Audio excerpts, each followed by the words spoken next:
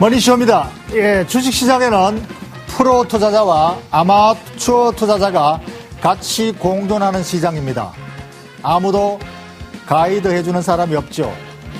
그 와중에서, 그 시장에서 프로 투자자와 아마추어 투자자가 싸우면 누가 이길까요? 프로 투자자가 필승, 백전백승하겠죠. 이 프로그램은 아마추어 투자자 여러분들이 프로 투자자들에게 지지 않고 이기는 방법을 가르쳐드리는 프로그램입니다. 지금 어린 시즌 플레이가 본격적으로 진행되고 있다. 이 어린 시즌 플레이야말로 가장 투자 수익을 내는데 치중해야 될, 주목해야 될, 그리고 매우 조심해야 될 장세입니다. 이 프로그램을 계속해서 보시면은 여러분은 프로 투자자를 이길 수가 있습니다.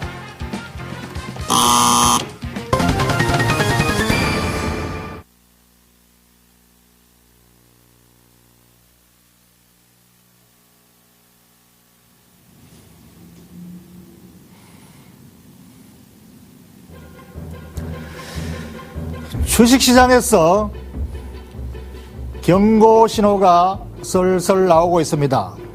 주식시장에 경계 경보가 울리고 있습니다. 고유가, 유가가 110달러를 훌쩍 돌파했습니다. 주식시장에서 유가가 110달러를 돌파한다는 것은 매우 위험한 수위에, 매우 위험한 영역에 들어가 진입하게 됩니다. 지금 주식시장은 기업 실적 기대감으로 모든 악재를 극복하고 야금야금 올라가고 있습니다. 일본 대진 붕괴 무시하고 가고 있습니다. 글로벌 각 국가들의 인플레이션 파이팅 금리 인상을 무시하고 올라가고 있습니다. 그리고 리비아의 내란까지도, 내전인가요?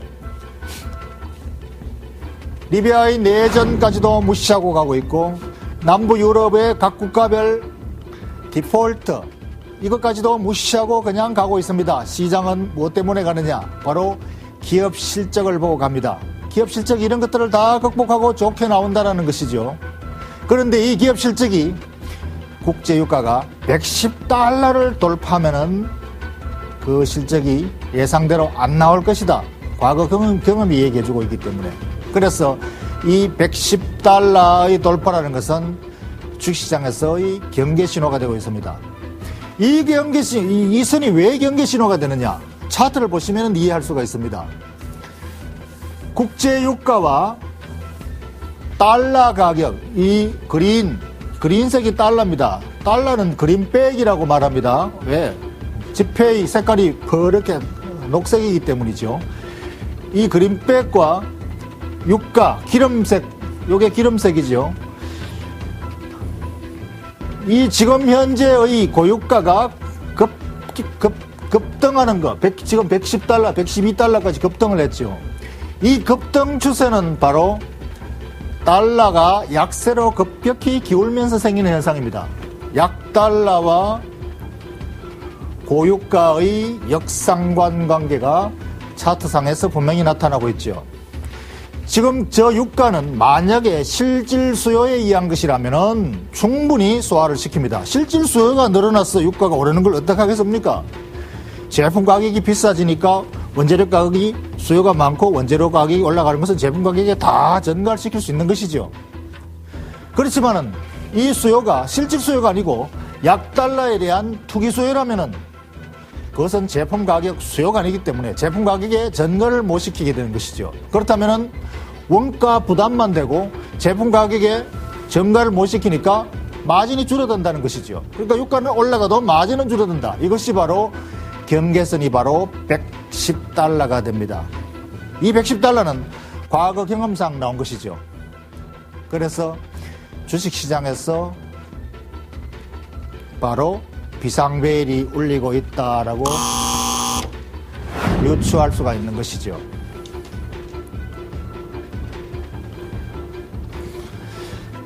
이 약달러와 고유가, 지금 현재의 고유가는 기본적으로 수요가 세경기가 좋기 때문에 꾸준히 올라왔다. 매우 속도가 완만하다고 우리가 이 완만한 유가 상승은 제품 가격에 천천히 올라가니까 증가시킨다는 것을 우리가 전제를 깔고 했었습니다. 실제로 그래왔고, 실질적으로 화학주나 또는 화학회사 그리고 정유회사들의 이익은 이미 애널리스트 예상치가 시간이 갈수록 높아지고 있습니다. 그것이 바로 실질 수요에 근거하고 있는 것이죠. 그러나 이 최근의 급격한 유가 상승은 바로 약달러에 근거한 유동성에 의해서 그냥 투기 수요가 밀어붙인 것이다. 이것은 실질 수요를 넘어서는 버블이라는 것이죠. 이 버블 때문에 지난번 금융위기의 한 중요한 원인이 됐습니다. 그래서 이 버블이 경기를 꺾어놓을 수도 모른다라는 경계선이 바로 110달러이고 그것이 지금 차트가 경고를 보내고 있는 것이죠. 그래서 지난 금융위기 이전 직전의 그 경계선상에서의 차트 모양을 한번 우리가 확인을 해보겠습니다. 지금 이 유가는 110달러를 넘어서는 매우 가파른 급등한 흐름이죠. 이 급등한 흐름과 함께 미국 S&P 500 지수도 계속 상승 흐름을 이어왔습니다. 이것은 바로 이 유가가 바로 실질 수요에 근거한 유가 상승이었기 때문에 실질 수요에 근거한다면 기업 실적이 좋게 나올 것이라는 걸 주가가 이미 예고하고 있는 것이고 거기에 동조하는 것이죠. 그런데 지금 이 가격대는 바로 지난번 2008년 4월 달의 그 국제유가 금융위기 시장이 대붕괴하기 바로 직전의 국제유가 가격으로까지 올라왔습니다. 이 가격대에서는 이미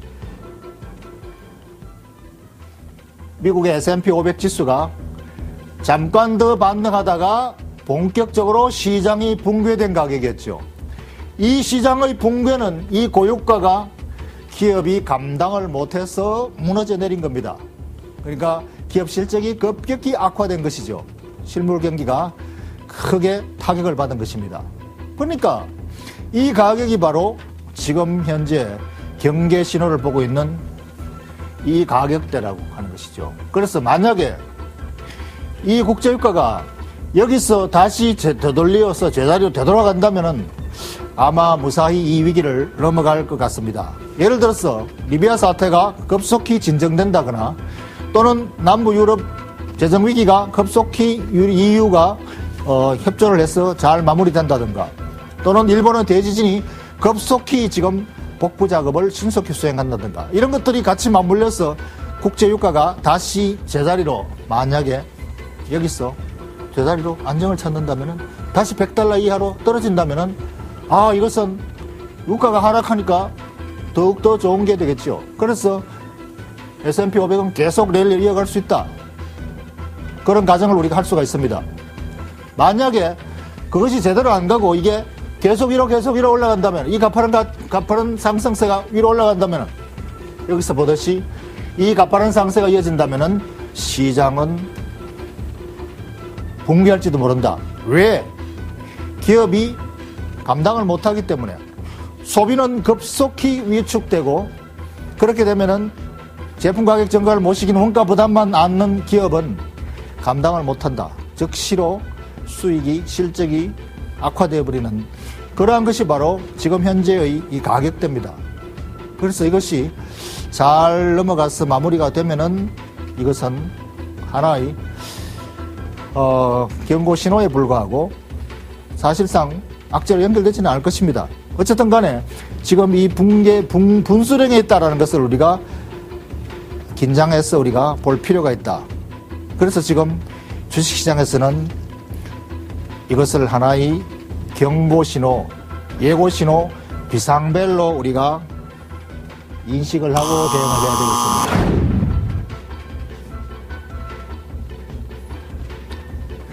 그래서 이 신호가 국제유가에서 지금 나왔지만은 주식시장에서도 벌써 스마트 마니가 영리하게 움직이고 있는 모습이 미국 시장에서도 나타나고 있습니다. 그것이 바로 운송주나 화학주 같은 데서 나타나고 있습니다. 운송주는 기본적으로 세계 경기의 선행지표 역할을 하는 섹터 대표주입니다. 운송주가 랠리를 가고 운송회사들의 실적이 좋으면은 세계 무역량이 늘어나고 교역량이 늘어나서 전반적인 경기가 호황 국면에 진입한다는 것을 신호로 해석을 하고 가장 먼저 운송주가 움직입니다. 그렇듯이 경기 하강기에도 가장 먼저 운송주가 하강을 합니다. 경기 하강도 가장 먼저 감지를 하는 것이죠. 그래서 이러한 신호가 미국 주식시장에서도 운송주가 급락을 하는 모습, 이것이 지금 포착되고 있다. 그래서 이것도 하나의 경고 신호로 우리가 해석을 할 필요가 있습니다. 물론 이것이 하나의 경고 신호일 수 있고 실질적인 경기 둔화로 이어질 수도 있지만 어쨌든 경고 신호는 우리가 조심해서 접근해야 되겠죠. 그리고 또 하나 지금 현재 세계 경기를 이끌고 있는 핵심 섹터가 화학주이기 때문에 화학주의 움직임도 선행지표를 하고 있습니다. 그래서 세계 경기 랠리가 이어가면서 화학주가 랠리를 선도하고 대장주로서 이어왔듯이 지금 경기의 꺾이는 현상도 최고 호황업종인 화학에서 스마트마니가 먼저 움직일 수가 있다. 이것이 화학주의 움직임으로 우리가 포착할 수가 있습니다. 지금 현재 화학주는 이 세계 경기 랠리를 계속 이어가고 이격도가 벌어졌다가 줄었다가 벌어졌다가 줄었다가 벌어졌다가 다시 조정 후에 다시 랠리를 선도하고 있습니다. 그러나 이 화학주가 지금 고유가에도 불구하고 고유가가 만약에 제품의 가격으로 다 증가를 시켜서 계속 실질 수요로 이어진다면 화학주가 꺾일 이유가 없겠지요. 화학주는 계속해서 랠리를 이어가야 마땅할 것입니다. 그런데 지금 화학주가 벌써 3일째 꺾이고 있습니다. 고점에서 음봉이 사흘 연속 지금 나오고 있죠. 이것은 기술적인 또는 수급상으로 우리가 차트 해석할 때 흑삼병이라고 해석합니다. 흑삼병은 고점에서 음봉이 3개 3일 연속 음봉이 나오면은 하강 변곡 신호로 해석을 하는 것이죠. 뭔가 수상하다. 뭔가 감지를 하고 발빠른 프로 투자가들, 영리한 스마트만이 이러한 것들이 먼저 움직이는 신호지요. 그래서 이것이 바로 고점에서의 흑삼병은 하강 변곡점 신호로 우리가 받아들이기 때문에 바짝 긴장을 해야 된다는 것이죠. 만약에 이것이 저점에서 올라오는 추세라면은 반대 적삼병이라 그럽니다. 양봉이 세게 바닥에서 올라온다면은 뭔가 수상한다 감지하고 미리 스마트마니가 먼저 움직이는 것이죠. 이것이 바로 저점에서 위로 상승 변곡점으로 해석하듯이 지금은 화학주가 고점에서 하강 변곡점의 신호가 나왔다. 이것은 우리가 바짝 긴장해야 될 필요가 있다는 것을 시장이 우리한테 보내는 신호이지요. 그래서 이 신호를 우리가 무시하면 안 된다라는 것입니다. 경고 신호를 무시하면 안 된다는 것이죠.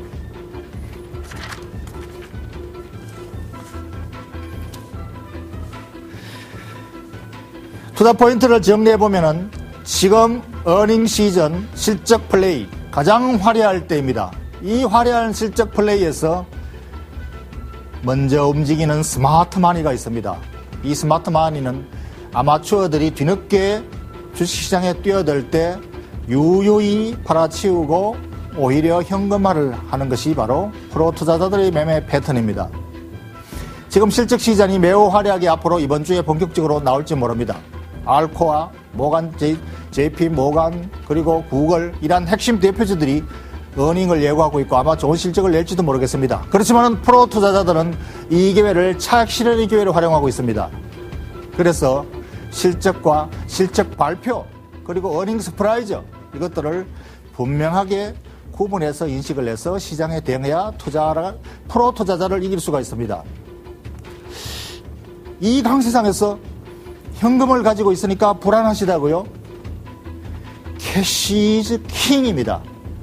강세장에서 현금 비중을 확보해야 조정시 약세장에서 싼값의 주식을 살 수가 있습니다. 캐시 이즈 킹은 바로 약세장에서 말하는 것이 아니고 강세장에서도 현금은 왕입니다.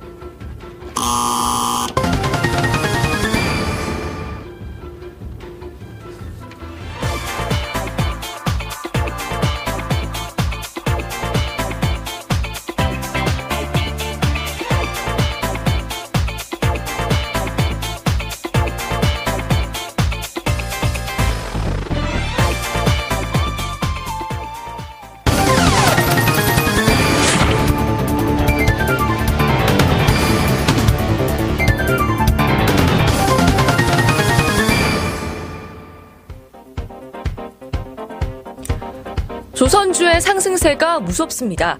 현대중공업은 오늘 최고가를 다시 썼는데요. 철강 가격 인상 여부가 결정이 되면 주가 흐름에도 영향이 있지 않을까 싶습니다. 지금 고점에서 차익 실현하는 게 좋지 않을까요? 예, 조선주가 상승 랠리의 선두에서 이탈하지 않고 계속 이어가고 있습니다.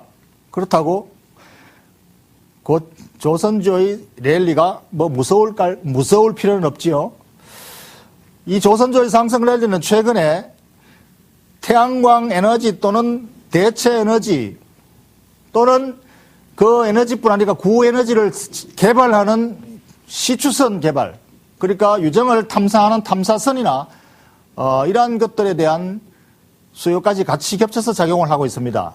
그래서 과거에 단순히 조선을 제조하는 이 수주만 작용하는 것이 아니고, 이 수주 모멘텀은 과거만큼 화려하진 않지만 대신에 대형 플랜트 수주 그리고 시추선 이러한 것들, 이러한 그 모멘텀이 지금 굉장히 크게 나오고, 요새는 최근에 또 LNG선, 이게 석유 대신에 천연가스가 계속 수요가 늘다 보니까 천연가스 운반선이 지금 부족해서 계속 수주가 늘어나고 있다. 이런 것들이 복합적으로 작용해서 조선주는 의외로 지금 호황을 구가하고 있습니다. 그래서 이 호황 추세는 현재의 세계 경기가 살아있는 한 아마 지속되겠지만은 단기 수급은 조금 다르게 봐야 되겠죠. 수급상으로는 단기적으로 차익 실현의 매물이 많이 나올 수가 있습니다. 그래서 저는 지금 조선주를 가지고 있다면은 현대중공업은 가장 최선호 탑픽 종목입니다만은 현대중공업을 가지고 있다면 여러분이 일부 차익 실현한다고 해서 나쁠 것은 아무것도 없습니다.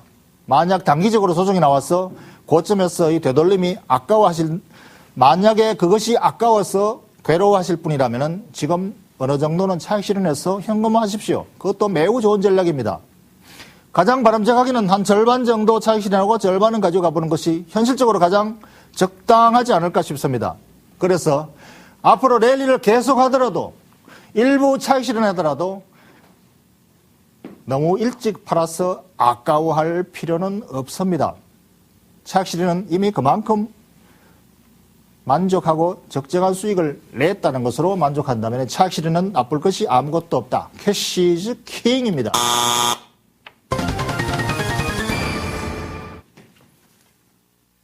이 종목 투자자한테 참 좋은데, 진짜 좋은 종목인데 어떻게 표현할 방법이 없네. 이 종목 머니쇼에서 가르쳐드리겠습니다. 냉철한 분석과 확실한 판단으로 무장한 개미의 동반자 박준호. 주식시장은 장기적인 관점에서 봐야 됩니다.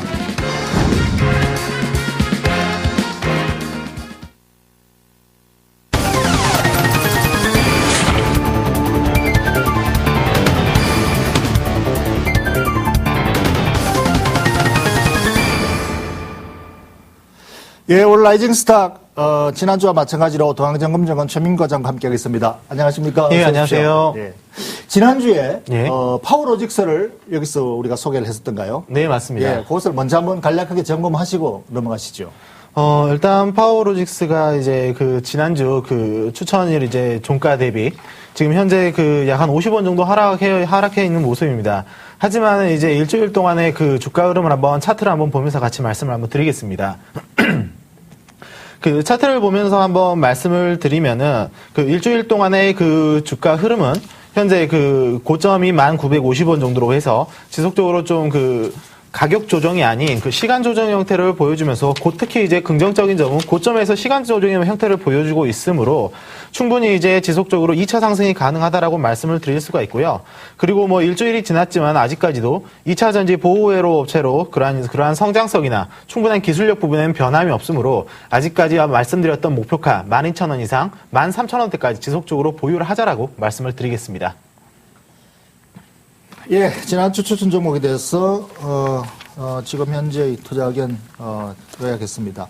오늘은 LS 산전을 가지고 나오셨는데 먼저 이 LS 산전은 요즘 그 스마트 그리드 대표주로서 많이 언급되는데 스마트 그리드가 뭐냐 궁금해하시는 분들 또 실질적으로 스마트 그리드의 참 의미를 잘 모르시는 분들이 많으실 겁니다.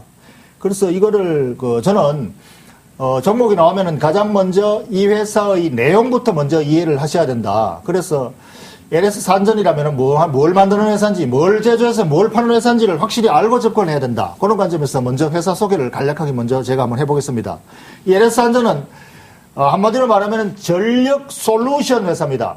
전력에 관련되는 모든 기기, 계량 기기라든가 송전기, 배전기 관련되는 기기를 말하는 것인데, 이 기기를 종합적으로 생산, 제조, 판매하는 국내 아주 대표 회사라고 볼 수 있겠죠. 그래서 이 전력기기가 왜 지금 관심이 되느냐 하면은 모든 에너지가 지금 전기에너지로 최종은 전부 다 전기에너지로 모입니다. 태양광 에너지든 화력발전 에너지든 또는 풍력 에너지든 그것은 결국은 전기에너지로, 전력에너지로 바꿔야 되고, 이 바꾸는데 전환하는 이 인버터, 이걸 만드는 회사이고, 또 이것을 효과적으로 만들어야 더 많은 효율이 나온다. 그러니까 태양광 에너지 지금 10%밖에 전력으로 못 바꿉니다. 풍력 에너지도 마찬가지고요. 그런데 이 인버터를, 이 전력 계측기를 가지고 효율적으로 잘 만들면은 이 에너지를 20%, 30%로 전기 에너지로 바꿀 수 있다. 그리고 또 이것을 저장해야 됩니다. 저장하는 저장기, 이런 모든 계측기가 이 LS 산전이 취급을 하고 있고, 이것은 앞으로 IT 기기와 접목해서 퓨전화해가지고 새로운 신기술력으로 진화해야 된다.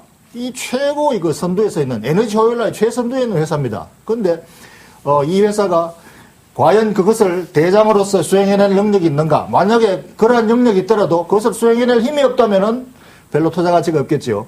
그래서 그 중요한 역할을 맡아서 하고 있는 이 대장 영역인데, 이 회사가 오늘 투자 가치가 있는지 최인규 과장께서 오늘 추천을 하셨는데, 오늘 한번 추천 사유를 한번 들어보기로 하죠. 일단 그 LS 산전은 현재 그렇게 말씀을 드리겠습니다. 앞에서도 이제 그 소장님께서 말씀을 해주셨는데, 그 스마트 그리드 관련 산업, 그리고 에너지 효율 산업, 특히 이제 그 에너지 효율 산업 중에서 그 스마트 그리드 관련 산업은 현재 그 우리나라가 세계 중심이다라고 말씀을 드릴 수가 있습니다. 그러한 부분들은 이제 그 2009년도에 이제 G8 회의에서 우리나라가 이제 스마트 그리드 선도 국가로 먼저 지정이 됐고요.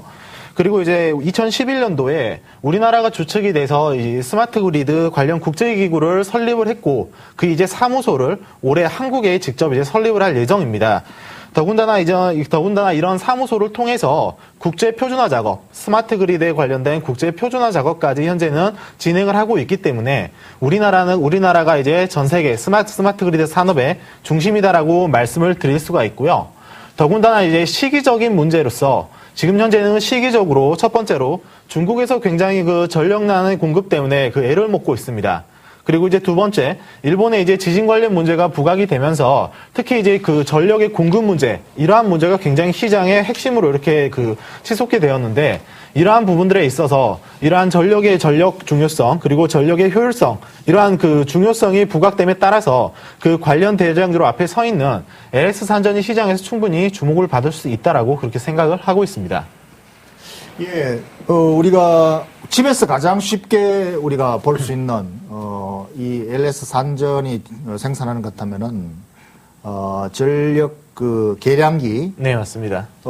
이게 검침기, 자동 검침, 이걸 요즘에는 이제 무선으로 뭐 스마트폰으로도 하고 이렇게 하는 이런 자동 검침 시스템으로 이렇게 바꾸는 것을 가장 지금 구체적인 스마트 그리드화 한다. 네.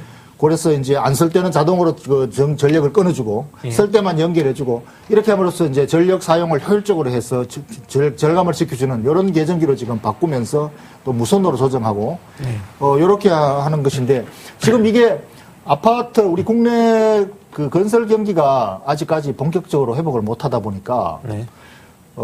이것에 대한 그 수요가 신규 아파트를 지으면서 계속 새로운 계량기들을 막 달아야 되는데, 이 때문에 국내 건축 경기가 아직 본격 활성화가 안 돼 있기 때문에 아직까지 실적으로 그렇게 뚜렷하게 급상승하는 이런 그 실적을 못 보여주고 있습니다. 네, 맞습니다. 그러니까 지금 그 업황이 그렇다면 현재 업황은 별로 좋지 않은 상태에 있는 건 아닌가요?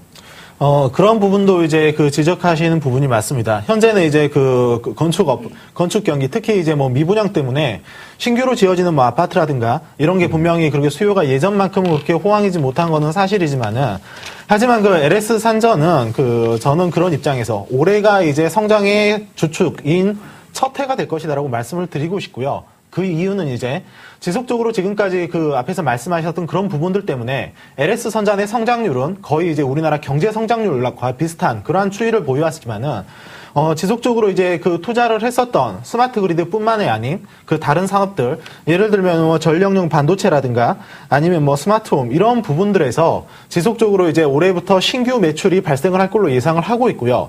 더군다나 앞에 말씀드렸던 이제 중국의 전력 부분, 이러한 부분들에서도 역시 올해 그 중국 쪽에서 발생하는 매출액이 한 2,200억 정도로 예상을 하고 있고, 스마트 그리드 관련 분야에서는 현재까지는 아직 가시적인 매출 또는 실적이 보여지고 있지는 않지만은 2012년도부터 그 가시적인 매출의 그 의미 있는 그 지표들이 충분히 나타날 걸로 예상을 하고 있고, 이제 그러한 근거로서 이제 그 올해 현재 이제 유지가 되고 있는 제주도의 이제 스마트 그리드 실증 당지가 올해 6월부터 이제 본격적으로 이제 운영이 들어가게 됩니다.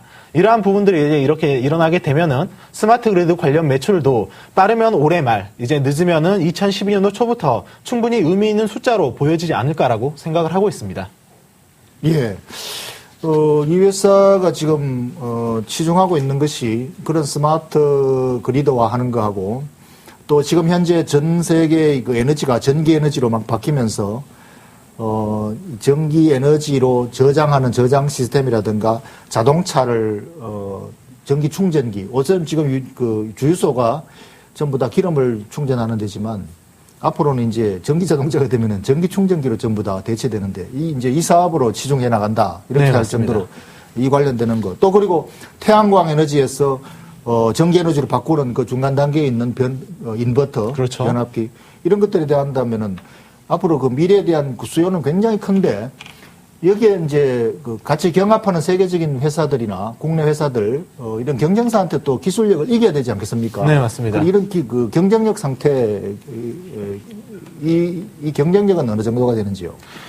실질적으로 이제 그 경쟁력 부분은 이제 말로는 굉장히 많이 들었죠. 스마트 그리드 관련 대표주, 우리나라의 대표주는 LS 산전이다라고 굉장히 이렇게 말씀을 많이 들으셨을 것 같은데, 그러한 부분을 조금 더 이제 구체적으로 한번 살펴보면은 그 기술력은 이미 인정받은 상태다. 그 이제 하나의 그 가장 큰 근거로서 이제 2009년도 말부터 2010년도 중반까지 있었던 그 스마트 그리드 제주도 그 실증 인증 실증 단지 그 사업 부분에서 그 여러 가지 부분, 스마트 홈이라든가 아니면 그 스마트 빌딩, 아니면 그 전기 자동차의 그 충전소, 이러한 부분들에서 이미 한국전력과 컨소시엄을 구성을 해서 이미 그러한 실증 단지 안에 들어가 있고요.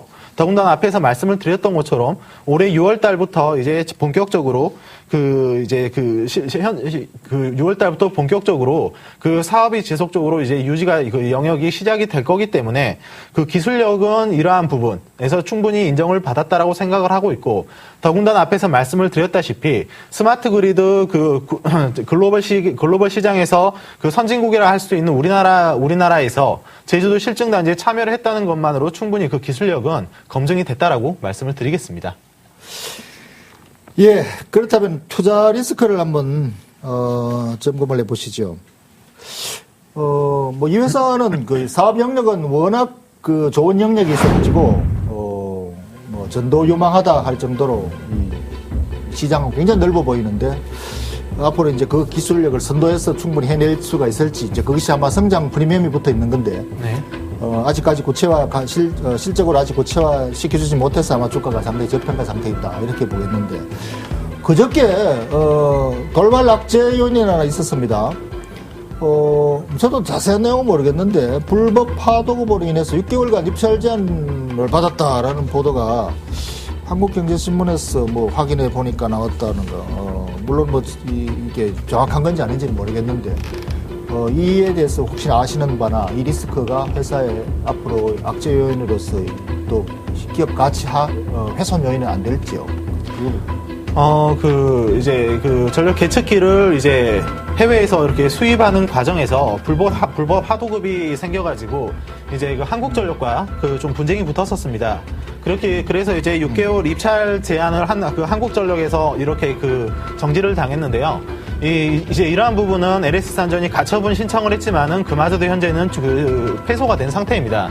그렇기 때문에 이러한 리스크는 분명히 존재한다라고 말씀을 드릴 수가 있지만은 더 큰 문제는 이제 이러한 부분을 공시를 하지 않았다는 문제가 되는데 LS산전에서 밝힌 바로는 걱정을 안 하셔도 될 것 같은 게 이 부분이 현재 전체 LS산전에서 차지하고 있는 매출의 10%가 되지 않습니다. 그렇기 때문에 10% 미만이기 때문에 공정공시 의무도 절대 없고요.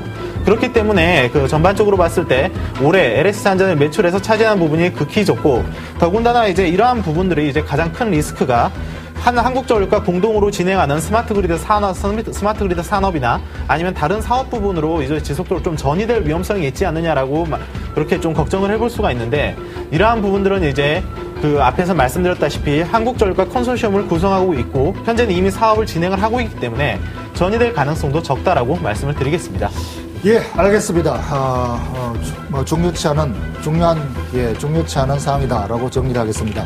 그러면 최종적으로 목표가와 투자 의견을 간단하게 정리해 주시죠.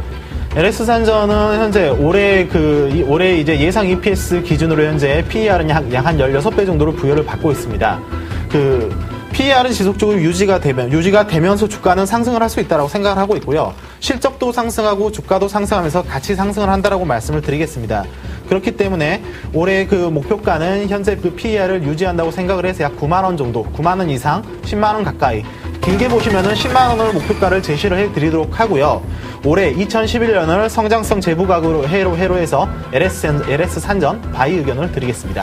예, 성장성 프리미엄을 부여하겠다라는 의견이시죠? 네, 맞습니다. 예, 오늘 감사합니다. 네, 감사합니다.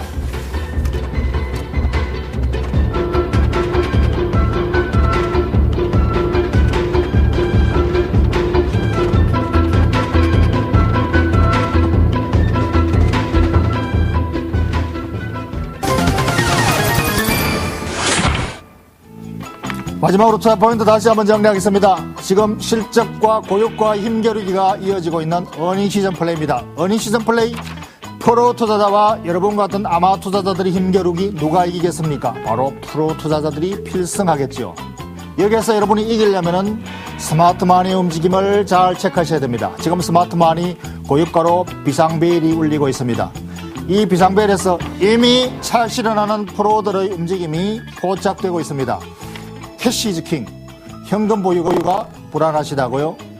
현금은 강세장에서 비중을 확보해야 약세장에서 대비를 할 수가 있습니다. 강세장에서도 캐시 이즈 킹입니다.